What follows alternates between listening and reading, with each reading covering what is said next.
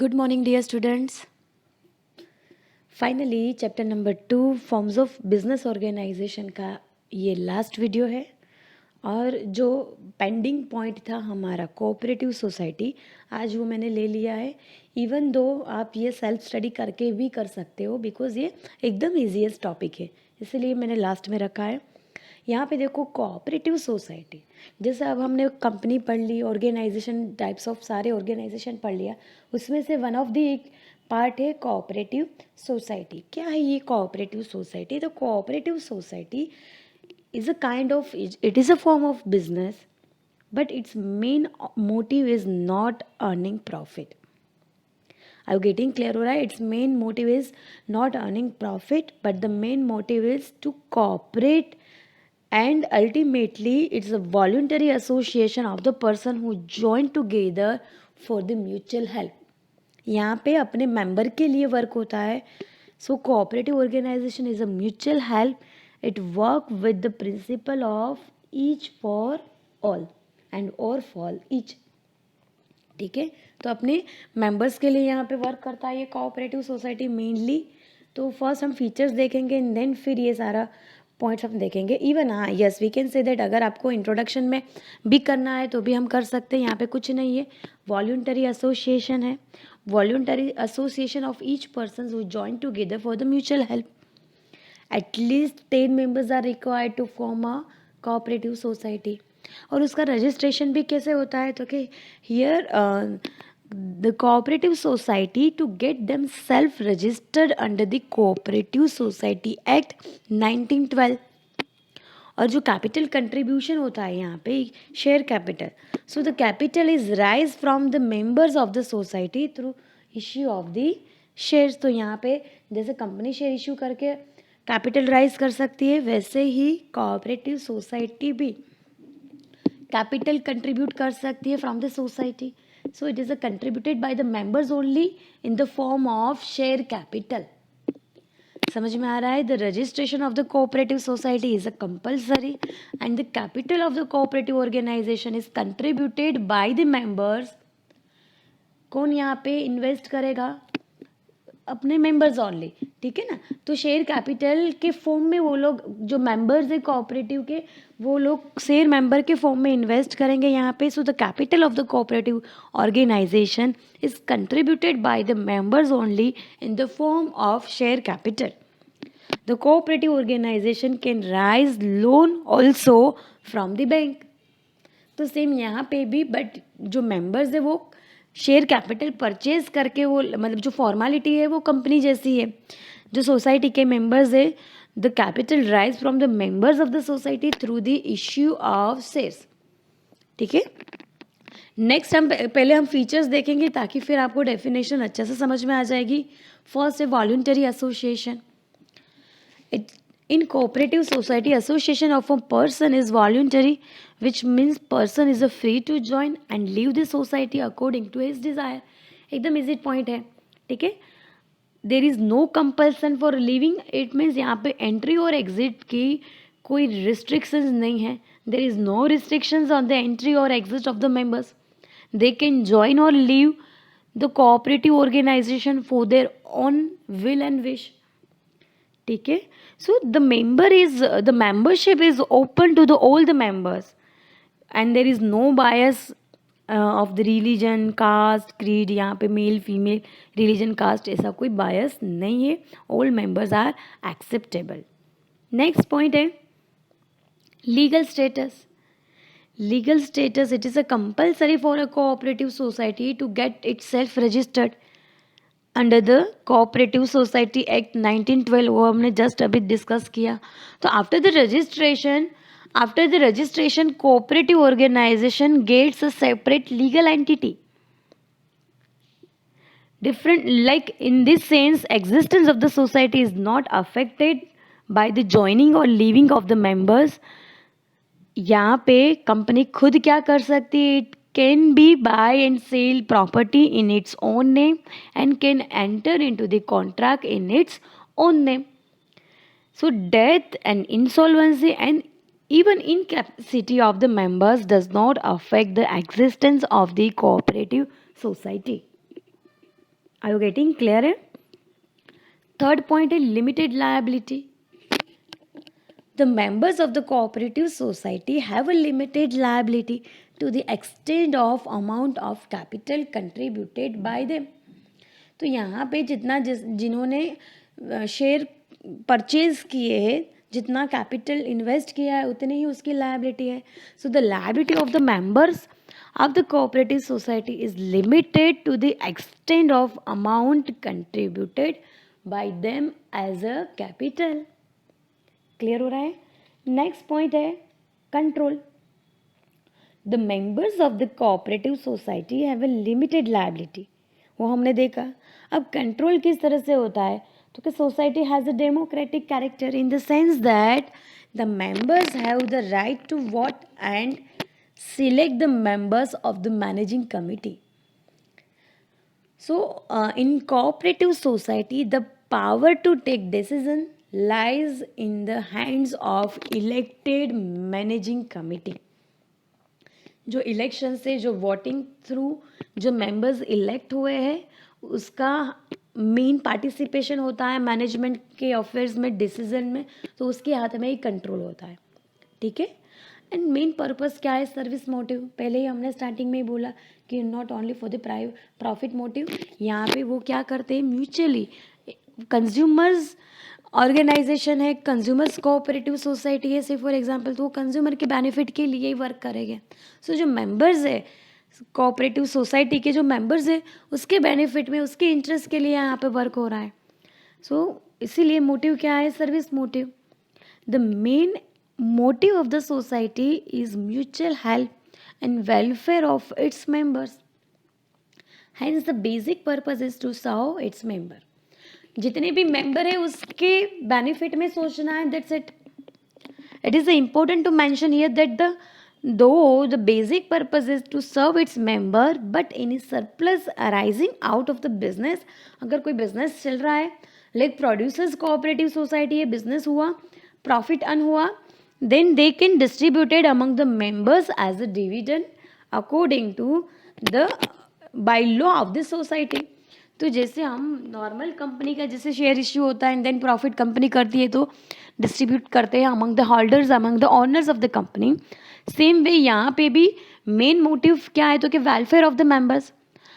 After that अगर कुछ profit surplus होता भी है तो वो डिस्ट्रीब्यूट किया जाता है. जो मेंबर्स के मेंबर्स है तो वो डिविडेंड फॉर्म में सबको डिस्ट्रीब्यूट करना है प्रॉफिट. ठीक है.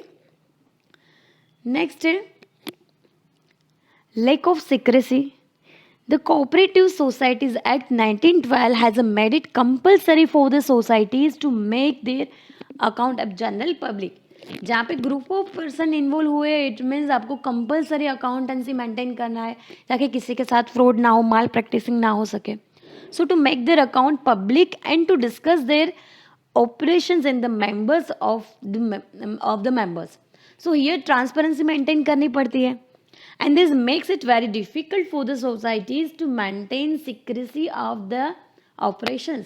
कई सारी कोऑपरेटिव सोसाइटी ऐसी है जो सिक्रेसी मेंटेन कर भी लेती है, बट मेजोरिटी यहाँ पे हम ये लूप होल्स बोल सकते हैं, नेगेटिव पॉइंट्स भी बोल सकते हैं, बिकॉज यहाँ पे सिक्रेसी मेंटेन नहीं होती. जनरल पब्लिक के सामने सारी डिटेल ऑपरेशंस वो शो करना पड़ता है जो भी मेंबर्स है वो.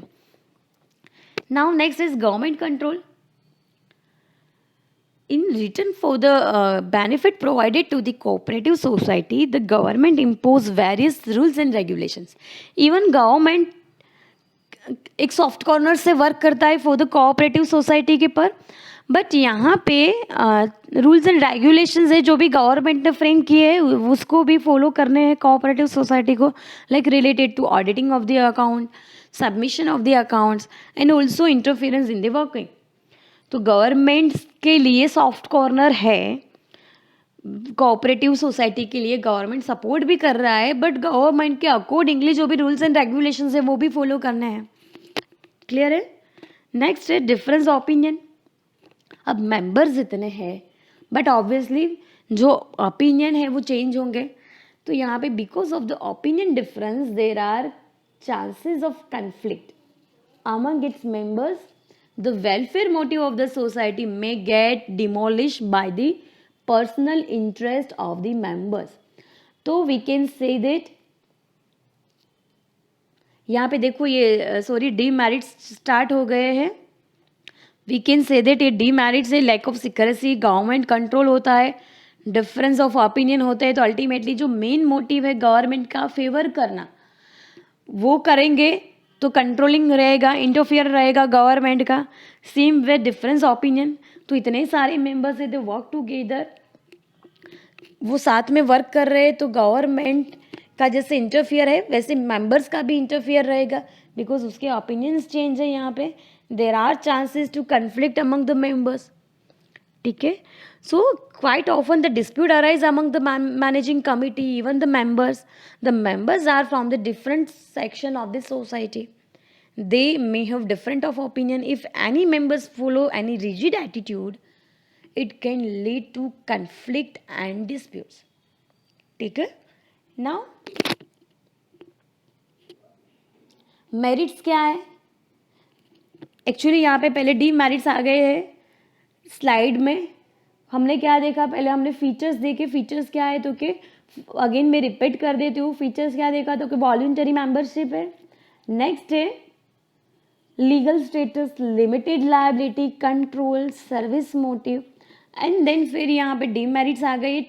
पॉइंट नंबर 3 से स्टार्ट हुआ है, 3 से स्टार्ट हुआ है. आगे के 2 पॉइंट अभी मैं जस्ट आपको करा देती हूँ. पहले डीमेरिट्स, देन फिर हम मेरिट्स करेंगे. ठीक है. तो यहाँ पे अगर हम डीमेरिट्स की बात करें, लिमिटेशंस की बात करें, तो limited resources, the capital contributed by its member constitute the resources base of the cooperative society. Ultimately limitations क्या है तो कि जो कैपिटल आएगी, the cooperative organisation is formed by the people who have the limited resources. There is no compulsion to contribute some minimum amount of the capital. So here the principle of one man one vote, वो क्या है अभी आपको पता चलेगा. One man one vote है, वो कहीं ना कहीं डिस्करेज करेगा पीपल को कि भाई हम ज़्यादा कंट्रीब्यूट क्यों करें, क्योंकि हमारा वोटिंग राइट तो इतना है ही नहीं. तो it is one of the features, it is one of the features के इक्वल वोटिंग राइट्स. ये फीचर है कोऑपरेटिव सोसाइटी का. क्या है तो कि equal voting rights. Service motive हमने देखा कि मेन मोटिव क्या है कोऑपरेटिव का, तो कि टू मोटिव कोऑपरेटिव सोसाइटी का मेन मोटिव क्या है हमने अभी देखा, service provider. Its members has not main the work for the profit, they are working for the mutual cooperation, they are working for the mutual benefit. ठीक है. तो equal voting right क्या है यहाँ पे, अच्छा पॉइंट है equal voting right. The cooperative society work with the democratic principle of one man one vote. I mean to say, if a person who has 2000 shares and a person who has 20 shares will get one voting right only. तो जिसके पास 2000 share है उसको भी एक ही voting right मिलेगा, वो एक ही vote कर सकता है. जिसके पास 20 शेयर है उसको भी एक वोटिंग राइट मिल रहा है. तो यहाँ पे ये पॉइंट कहीं ना कहीं डिस्करेज कर रहा है. लिमिटेशंस बन गई है ये. लिमिटेशंस क्या है, क्योंकि अगर ज़्यादा वोटिंग राइट है तो लोग ज़्यादा कैपिटल भी ला सकते हैं. So mean the capital contributed, it is not, पहले तो हमने क्या देखा, there is no compulsion to contribute some minimum amount of the capital. Even the principle of one man one vote also discourage to people to invest more. So cooperative organization always face a shortage of capital due to low rate of return. Rate of return भी कम है. ठीक है. Next point है inefficiency in the management. Inefficiency in the management because of the limited resources, the society is not able to employ efficient managers. Already company के पास जो fund है उसमें shortage है. तो इन दैट केस वो अच्छे या तो एफिशिएंट एम्प्लॉई, अच्छे कैपेबल मैनेजर्स कहाँ से लाएंगे, उसको इतना पे भी करना पड़ता है. So also the members of the management committee are not professional enough. और जो मेंबर्स बने हैं उसके पास इतनी स्किल या तो इतना हायर एजुकेशन नहीं भी होगा कि वो अच्छे से कंपनी को समझ सके, कंपनी का मोटिव, कोऑपरेटिव का मोटिव समझ सके.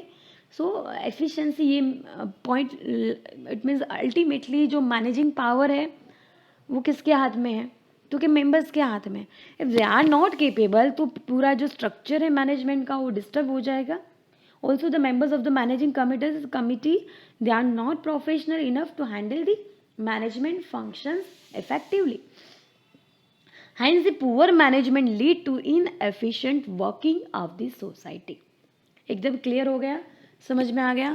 फर्स्ट हमने क्या देखा, फटाफट से मैं रिवाइज करवा देती हूँ। Features, voluntary membership. Second, legal status है। लायबिलिटी क्या है, लिमिटेड है। Control and service motive. Even यहाँ पे मैंने एक और पॉइंट ऐड कर दिया, जो भी फीचर्स में आप काउंट कर सकते हो, वन मैन वन वोट वाला, it means equal voting right. चाहे कितनी भी आप शेयर कैपिटल कितना भी आप इन्वेस्ट कर लो, आपको वोटिंग राइट्स कितना मिलना है, ओनली वन। और यहाँ से इसीलिए पहले हमने लिमिटेशन स्टार्ट कर दी, ताकि जो ये प्रिंसिपल से हमारा फीचर स्टॉप हो गया, वहाँ से यही पॉइंट्स एनकरेज करता है लिमिटेशंस के लिए। तो वो किसको डिस्करेज करेगा, पीपल को, अपने मेंबर्स को, कि भाई कितना कैपिटल क्यों लेके जाए, वोटिंग राइट तो इक्वल है, ना तो मैनेजमेंट में इतना इंटरफेरेंस मिलता है, ना तो पार्टिसिपेशन मिलता है, वो तो वोटिंग से इलेक्टेड होके जो मेंबर्स होता है उसके हाथ में होता है। ठीक है। सो लिमिटेशंस के पॉइंट हमने क्या देखा, तो क्या लिमिटेड रिसोर्सेज है, inefficiency in management, lake of secrecy, government control and difference of the opinion. Now हम डिस्कस करेंगे about the merits.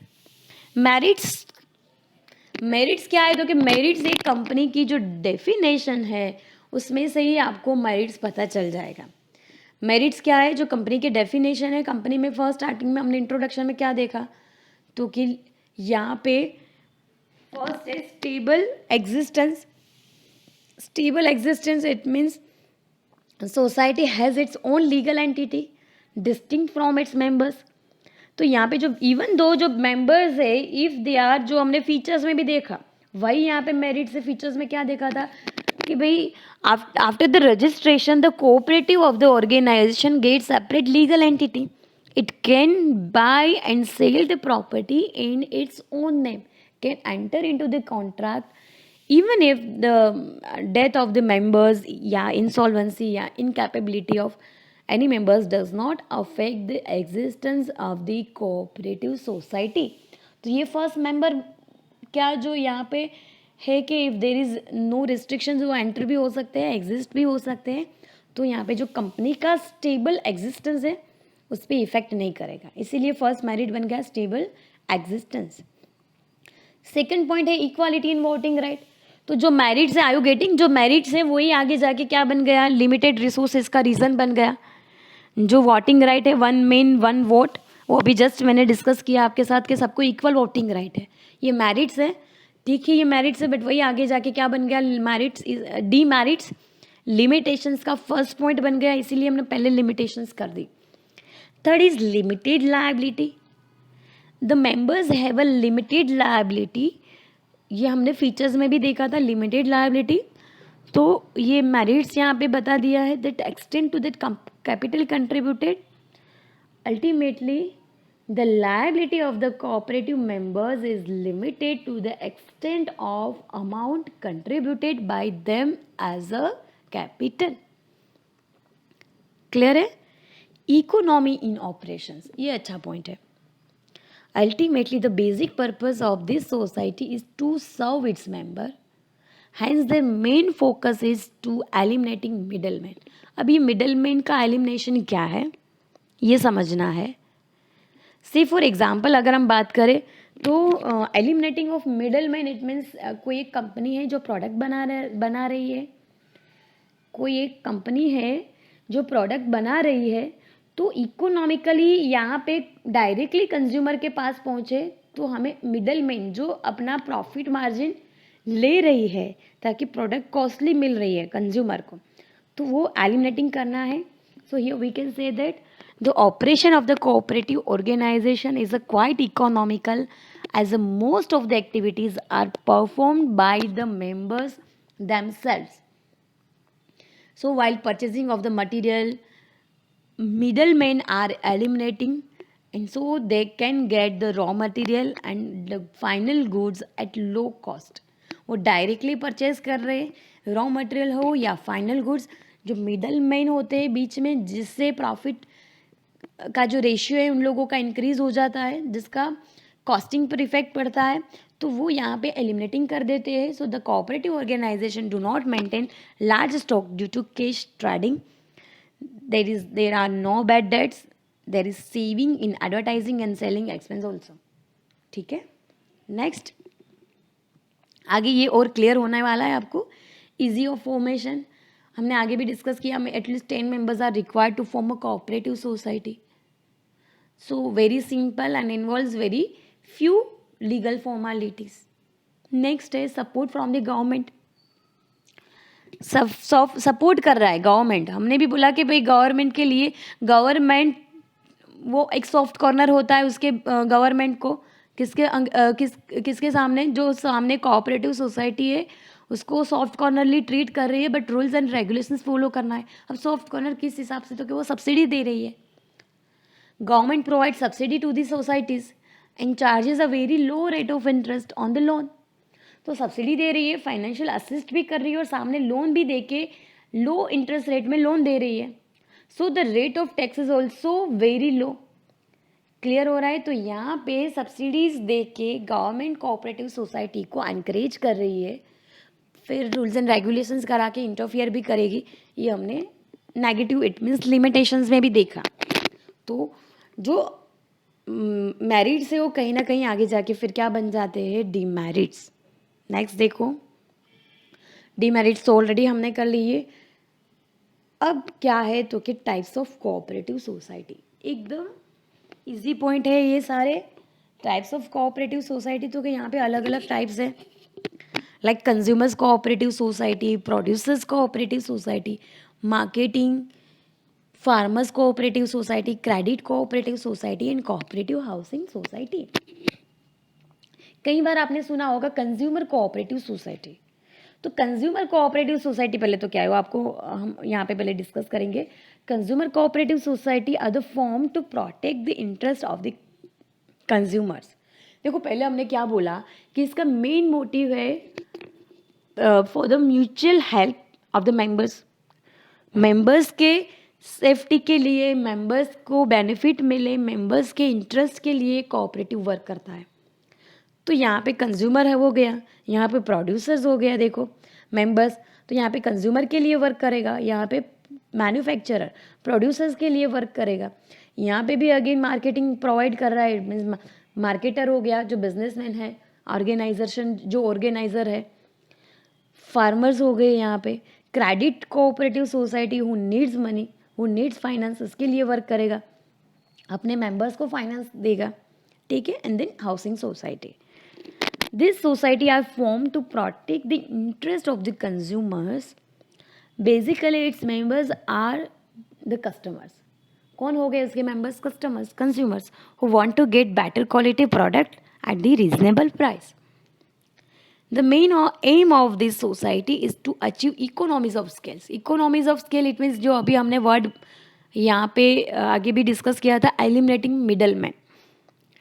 Eliminating middleman, ताकि जो प्रोडक्ट की कॉस्ट है वो ज़्यादा ना आए, आप तक प्रोडक्ट पहुँचते पहुँचते जो कॉस्टिंग इंक्रीज़ होके आती है वो कॉस्टिंग कम लगे और आप तक प्रोडक्ट रीजनेबल प्राइस में अच्छी क्वालिटी वाली मिल सके. So by the eliminating middleman goods are purchase in large quantity directly from the wholesaler and are sold to the members. Eliminating middleman, are you getting? Directly कहाँ से वो लोग by करेंगे? बल्क में, होलसेलर से.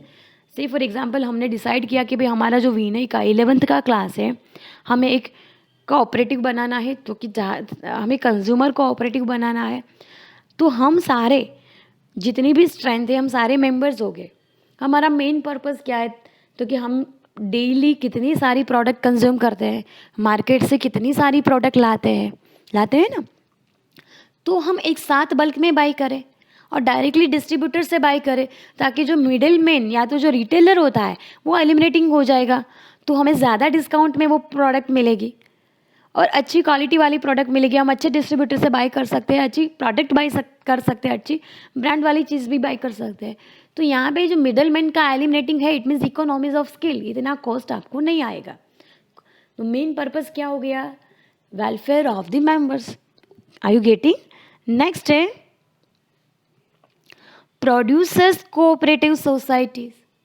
अब सी फॉर एग्जांपल हमने decide कर लिया कि भाई हमारा जो विनय का ग्रुप है 11th का, हमने एक कोऑपरेटिव ग्रुप बना दिया है। सी फॉर एग्जांपल यहाँ पे 3-4 मेंबर्स ऐसे हैं, 3-4 मेंबर्स ऐसे हैं कि भाई मैम हमें कहीं से अच्छा रॉ मटेरियल मिल जाए, इजीली सस्ते प्राइस में रॉ मटेरियल मिल जाए, मशीनरी मिल जाए, तो वी हैव बिजनेस आइडिया, हम अच्छा बिजनेस कर सकते हैं। तो सेम चीज़ यहाँ पे क्या है, the society are form to protect the interest of the small producers. Such society consist the small producers who find too difficult to obtain inputs like raw material, equipment etcetera and sell their output. मैंने क्या बोला भाई, हमारा जो 11th का group है उसमें 3-4 members ऐसे हैं जिसके पास अच्छा बिजनेस आइडियाज़ है, बट रॉ मटेरियल कहाँ से लाना, इनपुट्स इक्विपमेंट्स कहाँ से लाना, इतनी प्राइस कॉस्टली है मार्केट में, तो वो कहीं ना कहीं उसको एडजस्ट नहीं हो रहा है। तो हमने एक ग्रुप बना दिया कि भाई हम रॉ मटेरियल का अरेंजमेंट कर लेंगे, हम इक्विपमेंट भी लाएंगे, we are the cooperative society, हमें बल्क में लेंगे और अच्छा बिजनेस करेंगे। सो ये है एक सोसाइटी कोऑपरेटिव जो प्रोड्यूसर्स के वेलफेयर के लिए सोचता है, ठीक है। और इसका मेन ऑब्जेक्टिव क्या है, to ensure steady supply of the raw material. Inputs जो मिलेंगे, रॉ मटेरियल बेसिक इनपुट्स को हम कन्वर्ट करते हैं आउटपुट्स में, तो जितने भी इनपुट्स लगने वाले हैं वो we are getting at reasonable price. Second, to provide latest machinery and new technology of the production. Even we can say that ultimately market में जो फिनिश गुड्स भी बनेगा उसको भी हम sell of goods produce by the members, उसको भी हम अच्छे से सेल कर सके। So supply of the inputs and main क्या है, to protect the small producers from the big capitalist in order to increase bargaining power. Because now अब हम कोऑपरेटिव मेंबर्स बन गए हैं, हमारा बार्गेनिंग पावर स्ट्रॉन्ग बनने वाला है। तो जो छोटे प्रोड्यूसर्स है उसको एनकरेज करने के लिए ऐसे 3-4 ग्रुप हो जाए कि भाई जो बिज़नेस करना चाहते हैं हम सब जॉइंट होके क्या करेंगे, हमारा बार्गेनिंग पावर स्ट्रॉन्ग हो जाएगा और हम अच्छा इनपुट्स, अच्छा रॉ मटेरियल रिजनेबल प्राइस से लाएंगे, ठीक है।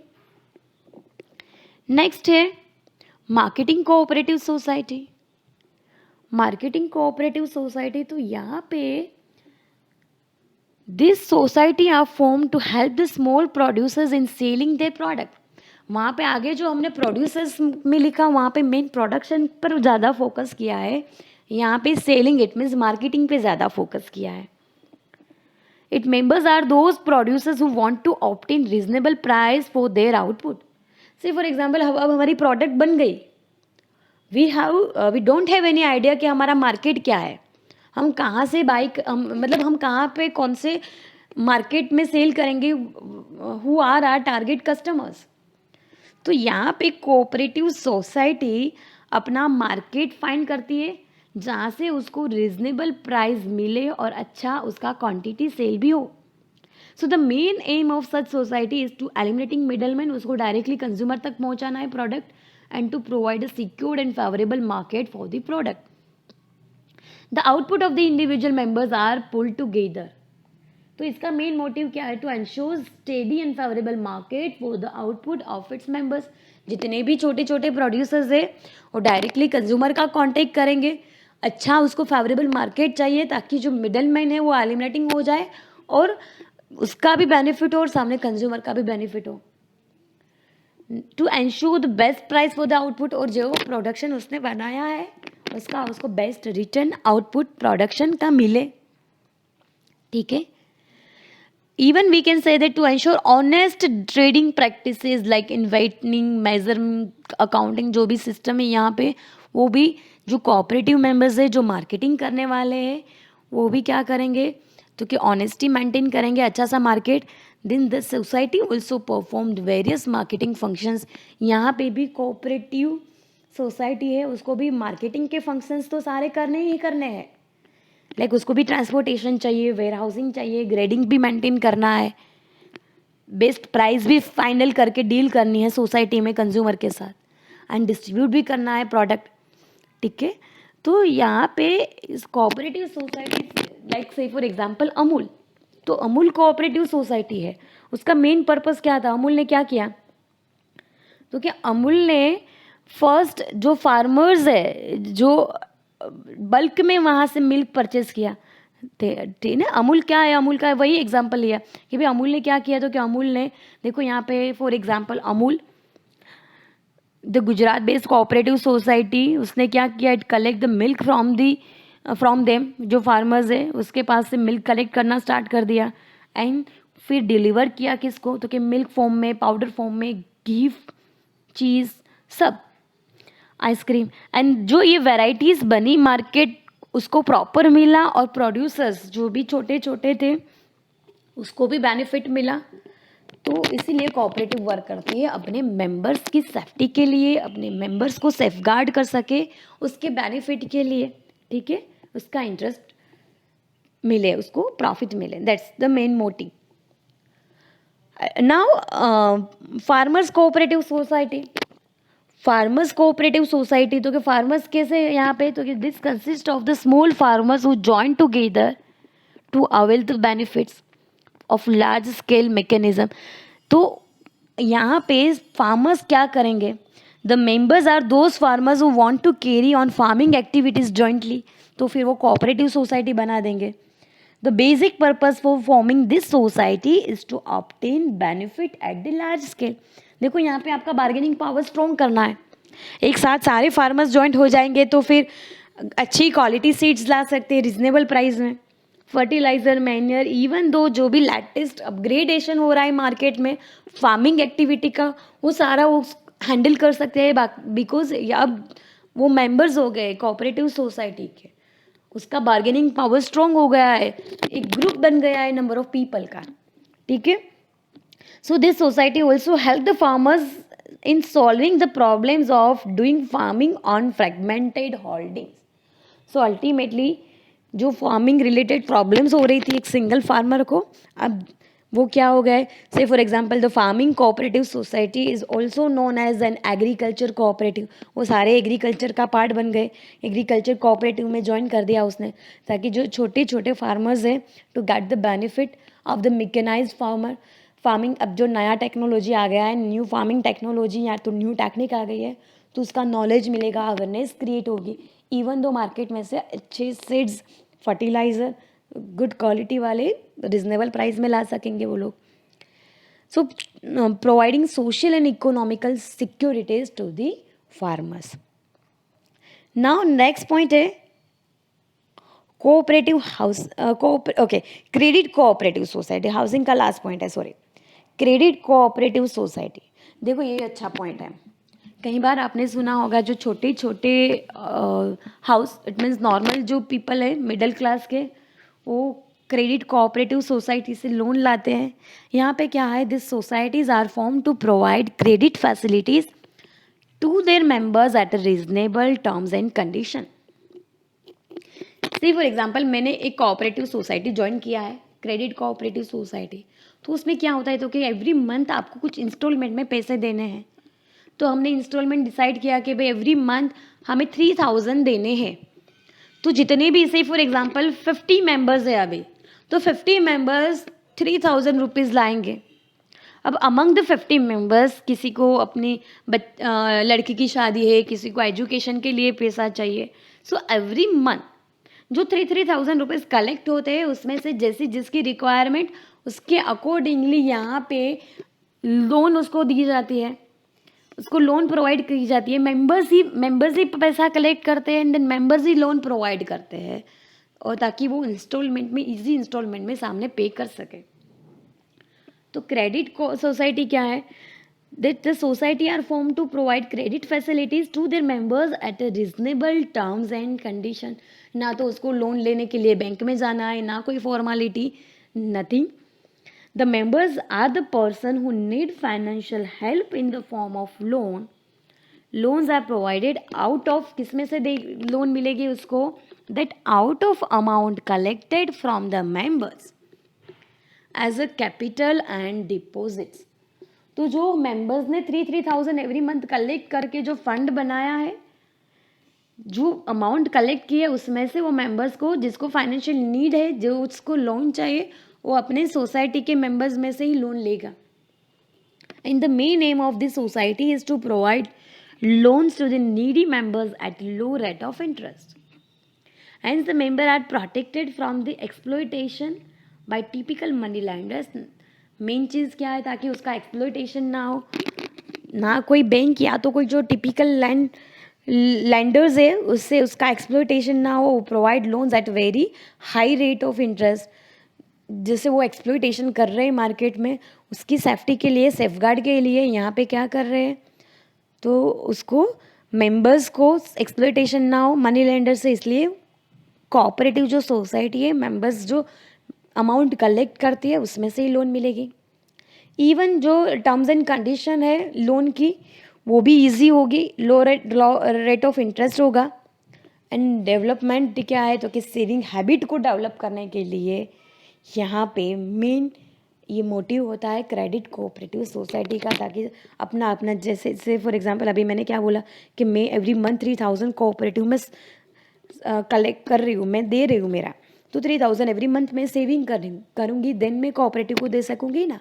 तो इट मीन्स जो सेविंग हैबिट है उसको भी कहीं ना कहीं ये डेवलप करता है।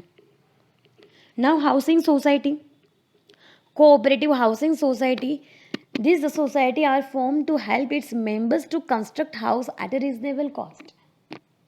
अब सब लाइक हमने बोला कि हम 50 मेंबर्स है, तो 50 मेंबर्स कहीं ना कहीं वो रेंट पे रह रहा है, उसके पास अच्छा घर नहीं है रहने के लिए, तो एक अपना वो हाउसिंग सोसाइटी बिल्डअप करेगी।